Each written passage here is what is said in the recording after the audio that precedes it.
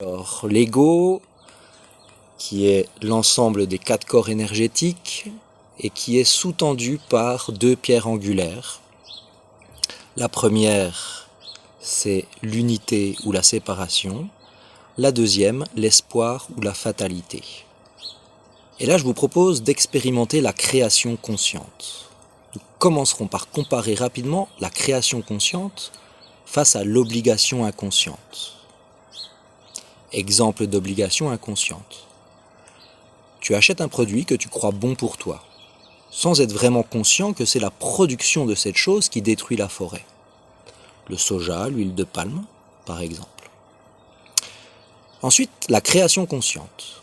Tu es triste et tu mets une musique triste qui te prend au corps. Ça te procure un soulagement de pouvoir exprimer ton émotion, ça te permet de l'accepter un peu plus, ce qui t'aidera à la comprendre et au final à la remercier. Analysons cela. D'un côté, je mange du soja car c'est bon pour moi, et de l'autre, j'emmerde la famille et les voisins avec cette musique triste. D'un côté, je suis plus important que la planète, et de l'autre, j'offre à tous la possibilité d'agir. D'un côté, j'inflige, et de l'autre, je libère, contrairement aux apparences. Bon, vous me direz la fatalité et l'espoir dans tout ça.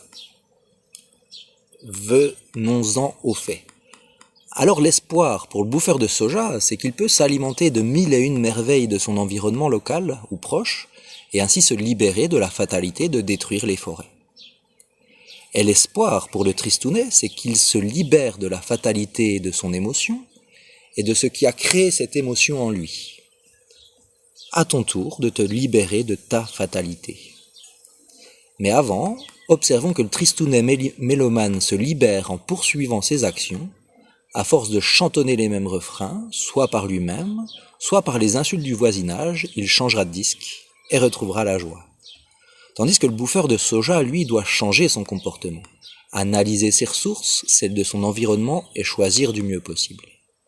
Et nous sommes les deux à la fois. Je dirais presque tous, à notre sauce perso of course, ça c'est pour les amateurs de ketchup. Tu es donc un agent direct et unique du fait d'être un conducteur d'espoir ou de fatalité. À chacun d'analyser ses besoins, ses désirs et sa manière de créer avec l'environnement qui lui est propre. La seule fatalité que je m'accorde est que si nous ne changeons pas nous-mêmes nos habitudes, nous fonçons droit dans le mur. Nous pouvons nous référer à l'expérience du professeur Emoto pour avoir une idée de l'influence de nos intuitions, de nos intentions. Je vous conseille d'aller voir sa vidéo sur les messages de l'eau et d'y voir cette expérience avec les grains de riz. Si tu l'as fait, tu constateras les résultats et tu pourras alors choisir entre les 2 grains de riz, celui auquel tu veux ressembler. Il serait prétentieux de vouloir admettre le contraire et je défie quiconque à prouver que le docteur Emoto a tort. Ami cartésien, tant que l'hypothèse n'est pas réfutée, elle doit être classée du côté possibilité à étudier, et non pas dans la catégorie foutaise. Donc au final, unité, séparation, espoir, fatalité, par quel levier préférez-vous agir ? Car quitte à redevenir maître de sa vie, autant bien choisir ses intentions. Petit résumé, 4 corps avec des besoins, un ego avec des désirs, reposant sur 2 pierres angulaires. Si l'harmonie règne entre ces différentes notions, toutes imbriquées les unes avec les autres, alors l'individu va vers la guérison. Il est en osmose avec lui-même et son environnement. Mais comment peut-il l'être avec les autres et avec son environnement, surtout si nous avons chacun notre façon d'interpréter les choses et chacun des intentions différentes, a priori.